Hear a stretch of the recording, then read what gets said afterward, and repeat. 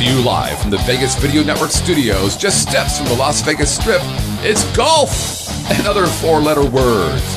And now your host, you've heard him on ESPN, Fox Sports, and Sirius XM Radio, Mr. Dennis Silvers. Whoa! Well, thank you very much. Thank you very much. Hi, everybody. Welcome in again to another action-packed 30 minutes here on golf and other four-letter words on the Vegas Video Network.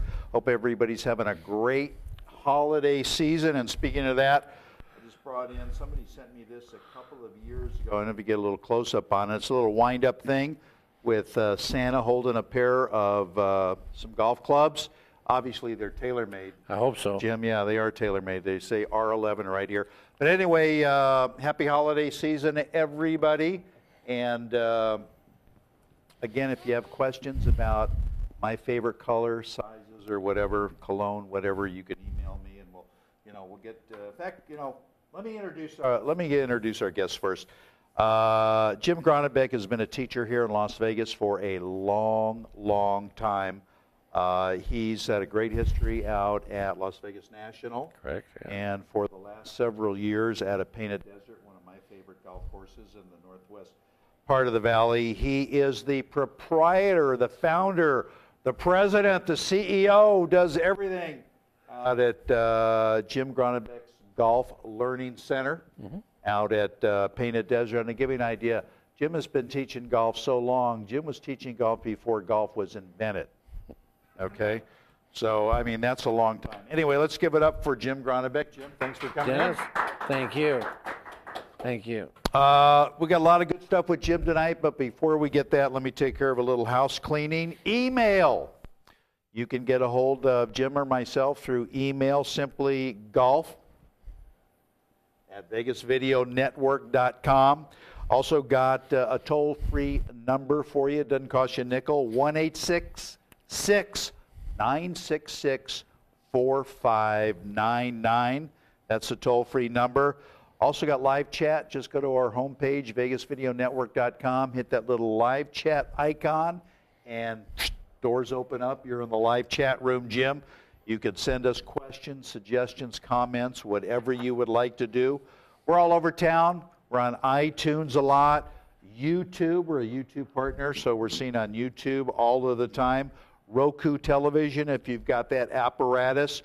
Friday night features every Friday night from 8 to midnight on AM 1400 KSHP. They re-air all of the audio versions of all of the shows here on VegasVideoNetwork.com. Also, you can find me on my website, two of them, lvgolfguru.com, and also Dennis Loves, LUVS, 2golf.com. You could get a hold of me through those two networks as well. Also, just briefly want to mention one of our strategic partners, Golfer's Guide, largest golf publication in the country. Jim's very familiar with it. It's published regionally, talks about all of the great regional golf courses. They've got golf lessons in there, golf retailers, whatever. You could find them here locally. Just go to lasvegas.golfersguide.com. Pick it up at your local muni, your resort course, your private club, your golf wholesaler, whatever. They say very, very good publication, and they are kind enough to stream, as you can see right on the screen there, our segments of golf and other four-letter words right here on their homepage. So we thank them for that. Golfer's Guide. All right. Jim, before we get into our first segment, I want to ask you, again, I mentioned you've been teaching a heck of a long time, all different levels of players. Over the last 25, 30 years, Jim, quickly, what's the one or two of the biggest changes you have seen, not only in the game of golf, but in the golf swing? Well, the changes that I've seen, without having the exact figures in front of me, Dennis, there's more golfers now than ever before in history. Yep. Okay. And the interesting thing, even though there's more golfers, there's more communication, there's more technology. The equipment is a lot better than it ever used to be.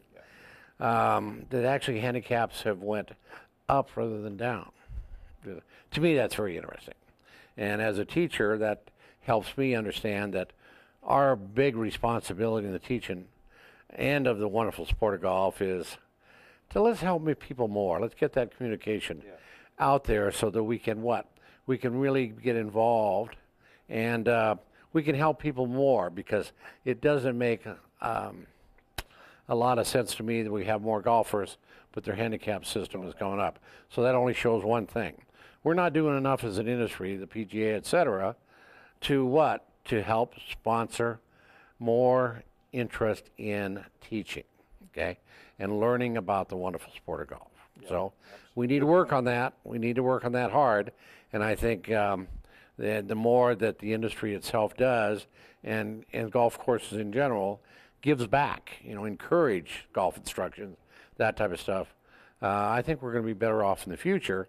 But we got to work at it harder than what we're doing today. That's very well said, and I must compliment you, because you've been way ahead of the game in that sense, as far as giving back and helping juniors and all of that stuff. And Jim's a very, very good teacher, and obviously knows a lot about the game.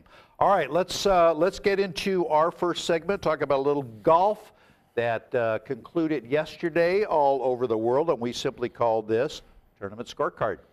Traditional media believes that after about 3 minutes, you'll tune out. Most Vegas media companies think if it doesn't jiggle, you won't tune in. At the Vegas Video Network, we think both are wrong. The Vegas Video Network is the first and only live online broadcast network that specializes in insider news and expert views about Vegas. We combine great storytelling with the ability to watch when and where you want on your computer, mobile device, or television. Discover the real Las Vegas. Visit VegasVideoNetwork.com.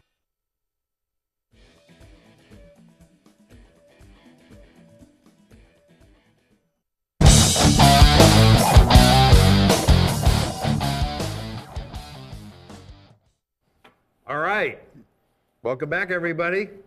Golf and Other Four-Letter Words, Vegas Video Network. He's Jim Gronnebek. I'm Dennis Silvers, your host. Jim, a lot of golf played around the world, so let's start with what I think has got to be the top story, and I think it's a good one. 16-year-old American Lexi Thompson made history by becoming the youngest professional player on both the LPGA Tour as well as the Ladies European Tour by just winning the Dubai Ladies Masters tournament over there in Dubai, of course. I think it was in September. She won her first event here in the States. It was the Navistar Classic. Obviously a great story. Oh, it's great for golf, and it's particularly extra strong for the ladies' part of the golf business, to say the very least.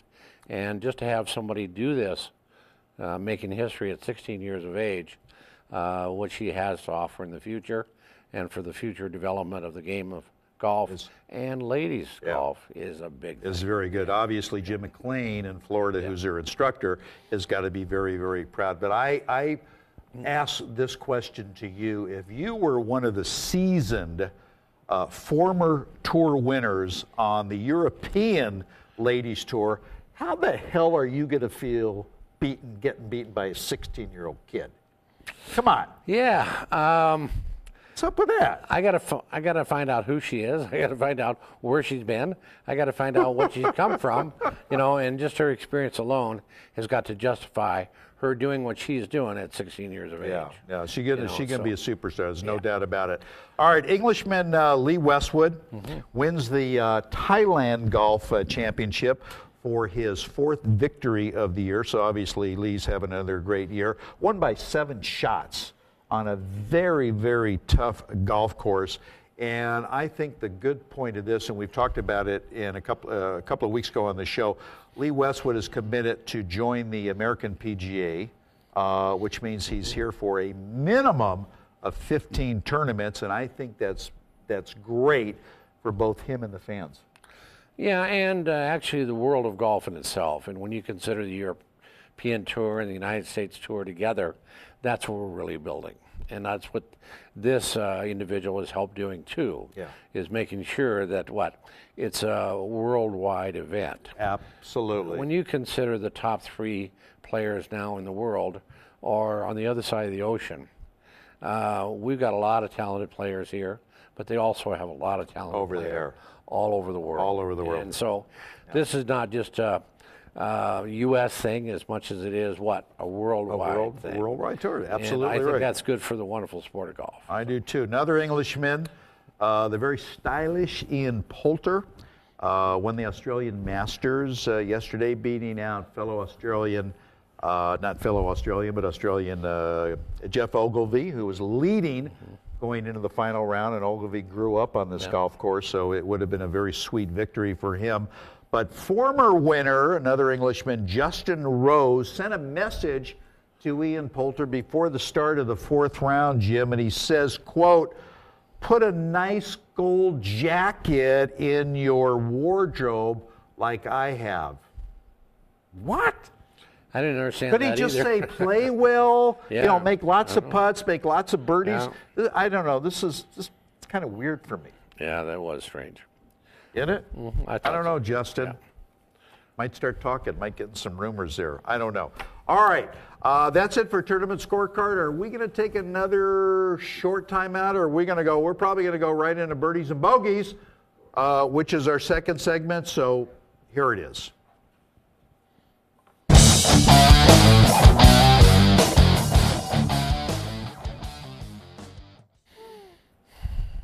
Merry Christmas to... It's got to have a little snow. Oh, I had to wind it up more, but anyway, that's the Christmas Santa. All right, Birdies and Bogeys. I'm going to give you some smack talk, some rumors, some innuendo, some stuff flying around the tour. Give me your opinion of what you think of it, if it's a birdie or a bogey, a double bogey, a par, or whatever. All right. Former UNLV golfer Adam Scott has gotten back with his former girlfriend, Serbian tennis star Ana Ivanovic, who is considered the most gorgeous woman in tennis. Okay? Rumors are spreading about their resumed relationship because, Jim, she's great at forehands and he's supposed to be great at foreplay.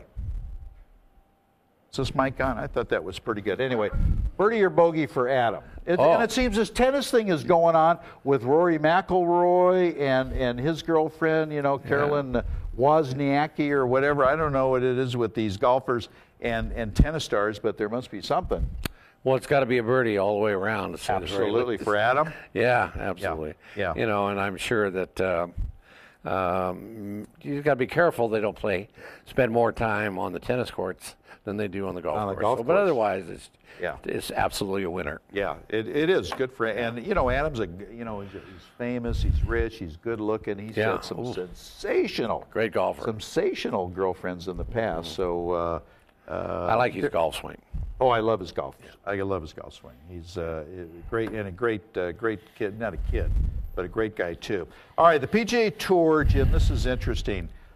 Considering changes that would do away with Q School as we know it today from being a direct path to getting onto the PGA Tour.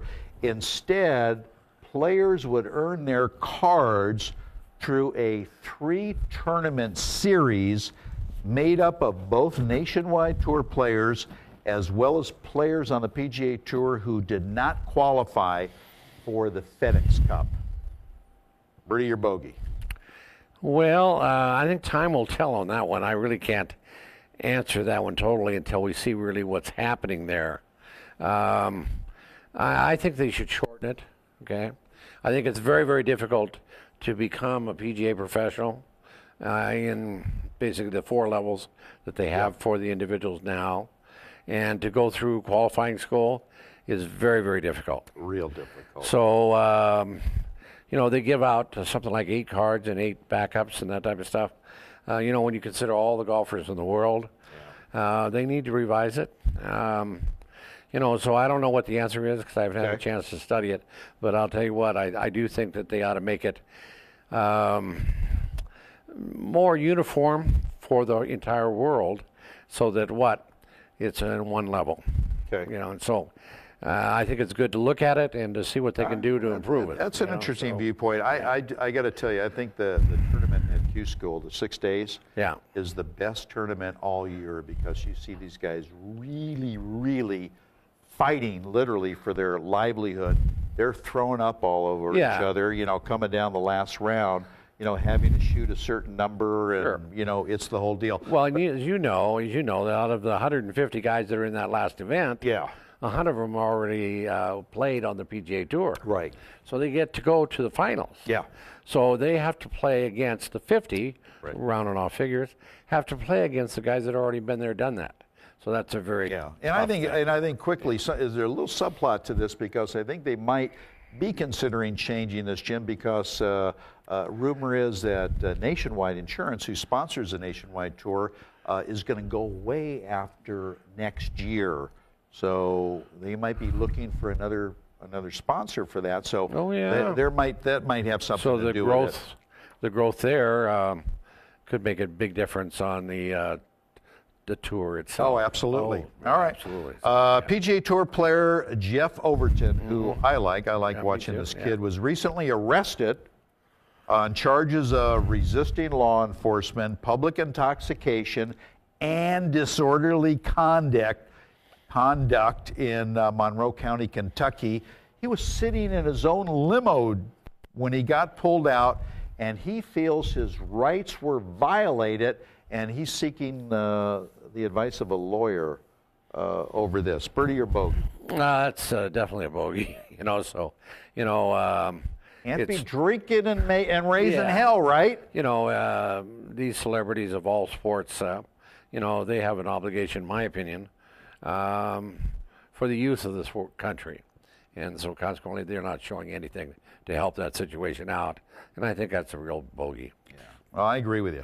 And this is not the first one. I think a couple of years previously, he was nailed for a DUI and then had to go through school and all of that stuff. But anyway, all right, this little item here, Jim, almost makes me throw up in my mouth. Callaway Golf has actually hired Justin Timberlake, guy who's here for our event in Las Vegas in October with Shriners Hospitals for Children. Callaway hired him to be a creative director for their new Razor line of clubs. And my question simply is, are you out of your mind? I mean, if they think for a minute Justin Timberlake's going to attract new hip golfers to buy Callaway clubs, they're nuts. I mean, I don't know how he thinks he's going to run this thing, because I said, look at the tournament here. I'll tell you how he's running it, and he's running it into the ground. So, birdie or bogey for Callaway on this one? Definitely a bogey. But, you look back to the early 90s, Callaway had the world by the tail. And right now, Callaway is making a lot of mistakes. Unfortunately, they'll prove me wrong, maybe. But I think this is a big mistake also. I do too. Yeah. I do too. All right, last one. The great Jack Nicklaus recently said in Scottsdale, he suggested, Jim, that the game needs some major changes, some major tweaking. The game takes too damn long. It's too difficult. It's relatively expensive. And Jack said the biggest problem today is the average golfer can no longer do the things professional golfers do. What? Jack, I got news for you, pal. They never could. That's why they're not playing professional golf, because they can't do the things professional golfers do. But I don't know, birdie or bogey for Jack? Well, I look at it a couple different ways for Jack, because I'm a big supporter of Mr. Nicklaus. But I think it's a birdie on his part, because years ago he came up with the idea that there should be an A, B, and a C course. Yeah. Not only because of difficulties and length and that type of thing, but also one more thing. He wanted to change the size of the hole. And because of that, a lot of the so-called gurus in golf, whatever, said, no, we can't ever do that. They should have. Why? They should have made it a 4-inch hole, which is today, right, a 6, and even an 8. Okay. Why? Because people that play golf today, all of them, will enjoy the game more. Okay? And because of that, there'll be more interest in golf, there'd more people in golf, and there would be what? Less problems that we have. I see your argument. I see where you're coming from. But real briefly, before we take a break, what about the purists that go, no? They're never going to agree. They're never going to agree. But that's not the masses. Well, that's true. That's true. That's a good point. So we'll see where this goes with Jack. All right, I'll tell you what, Jim Gronnebek and I are going to step away, take a real short break here on Vegas Video Network. And when we return here on Golf and Other Four-Letter Words, we're coming back with Handicap Helper. So get your pencils out, get some paper out. Jim's going to help you with some problems that you might be having in your golf swing. So stay with us. We're back with you right after this. Hi, I'm Chris Phillips from Talk Tales, and you're watching the Vegas Video Network. And if you stop by the studio, our producer Scott's going to buy everybody a drink.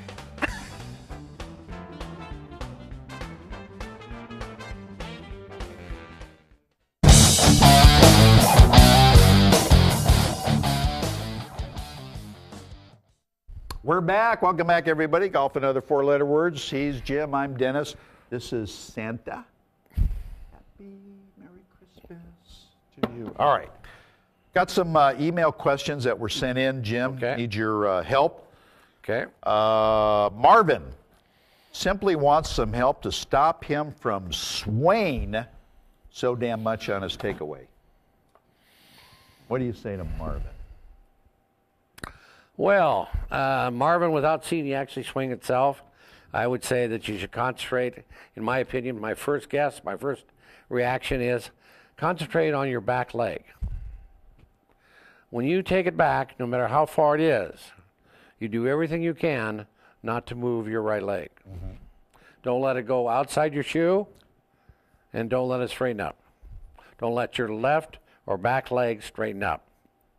That causes a lot of problems in the wonderful sport of golf. Oh, yeah, it does. So, I think that'd be one of the things without seeing you actually swing myself, I would have to emphasize that right leg in learning to swing a golf club without moving that darn thing at all. So it's kind of like the post theory, right? You're posting up on your right side and you're hitting against a firm left side. Harvey Pennick said it best. When you take it back, make sure your weight stays on the inside of your right foot, okay? So that's the same principle. All right, good advice. All right, there you go, Marvin. Jonathan wants to know if softer feeling balls lose distance off the tee. I think that's a good question.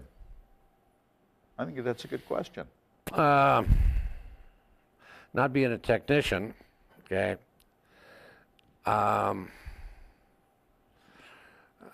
really have to say that no, they don't lose distance. In some cases, they will gain distance. Okay. And you have to be able to have enough club head speed to maximize that golf ball's resistance, et cetera, et cetera.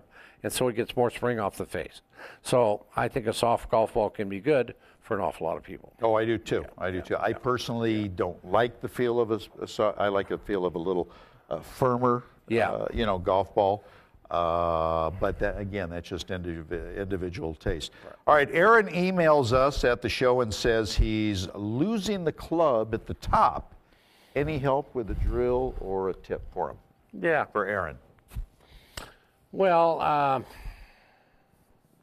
when you lose at the top, you may be just simply over-swinging, okay? First of all, Marvin, check your grip. Is that Marvin? It's Aaron. Aaron, excuse me. Check your grip, okay? When you hold on to a golf club from the beginning to the end, your hands should never separate from the golf club. Right. Okay? And so if you work on that alone, I think you're going to help yourself with your problem, okay? So when you hang on to a golf club with a proper grip, you have the same tension, right? Okay? And with the hands do not separate from the golf club from the beginning to the end. Yeah. They do not separate. And if they don't you got to work on that. Right? I think you're in good shape. They don't separate, you're going to be in good shape. I think we've got, Jacob, somebody in live chat. Yeah, I've got Jerry in the chat. Jerry wants to know, he's a 6-foot-tall guy. How long should his driver be? 6-foot-tall guy. What do you recommend for a driver? Yeah, actually, there's the general measurement, okay, is from your knuckles to the ground. And if it's 28 inches, you use standard clubs. Period. You use standard clubs. Okay. If it's 28 inches. If it's 28 inches. To ground. So right. the guy could be 6'5". Yeah. And still have long arms. Sure. And what? It's just the distance between what? Your knuckles and the ground. Some. That's a good rule of thumb. Yeah, and some, let's say, golf companies, they insist that it's from your fingertips. Yeah. Others measure it from your wrist. Right. So it doesn't matter which one you do, as long as it is consistent, and the size of the golf club is determined really by the length and the distance to the ground. Right. That is that's good advice. I see Jacob's voice has changed also since over the weekend. Kathy, we love emails from women. Kathy sends us in. She says that she's developing a bad habit, Jim, of becoming an arm swinger lately. She would like some help to get away from that. Well, very simply, okay, she needs to do some drills to make sure that when her shoulders and her chest move, it is one piece. Okay. Okay? So when your shoulders and chest move, it's one piece, and not just what? Not just the arms. Great advice. Right. Simple, but that's great advice. That's right. James is trying to develop more lag in his swing. Needs a good drill to help make that happen. Lag. Get a little bit more lag. Yeah. I think he's too confused. I think he's making things a lot more complicated than they should be. Okay? And what I mean by that is it has to be a natural move. Yeah. In other words, in my opinion, when a person takes a club back, they use wrist or they don't use wrist, whichever is right for them. It's not the same for everybody. True. But you have to be consistent in what you're doing. So if you're worried, and when you talk about the word lag, so at the last moment, just about waist high, your hands have not released yet, good luck. You can't force to do it. Yeah. It has to be a natural release. Yeah. And to worry about something like that, I think you've got other things in your golf swing, in your golf problems to develop before you worry about lag. That's good. We only got a minute or two left. How does somebody get a hold of you at the Jim Gronnebek Golf Learning Center? Yeah, just call Golf Learning College, whatever. Just call Painted Desert Golf Course. You can get a hold of me at Gronnebek at AOL.com. Okay. That's very easy. Otherwise, my that'd be the two best ways that I know of. I live on the golf course. I'm there 24/7. Okay. And I enjoy the wonderful sport of golf and its teaching aspect. Yeah, you do. I could verify that. Yeah. We've known Jim for a long time. Great job, my friend. Happy Thank holidays you. to you. Thank Happy you for holidays coming in. to you. Next time we're going to talk. Jim's also does a lot of demos for TaylorMade, as you can see with the R11 hat and all that stuff. He represents them very, very well at demo days and events and all that stuff. And we're going to try to get his boss on the show to talk about Ryan TaylorMade. Holt, that'd be great. Ryan Holt and a little bit of equipment. Yeah. All right, that will wrap it up for this pre-holiday edition. Okay. Golf and Other Four-Letter Words on the Vegas Video Network. Tell you what, I think next week I'm taking off. I'm going up to the North Pole to help this guy. Love that. Deliver some packages. So anyway, I want to wish everybody out there in television land a very, very Merry Christmas, Happy Hanukkah, a great holiday season. And we'll see you, I guess, right back after the first of the year. Until then, fairways and greens, everybody. We'll see you all back next time. So long.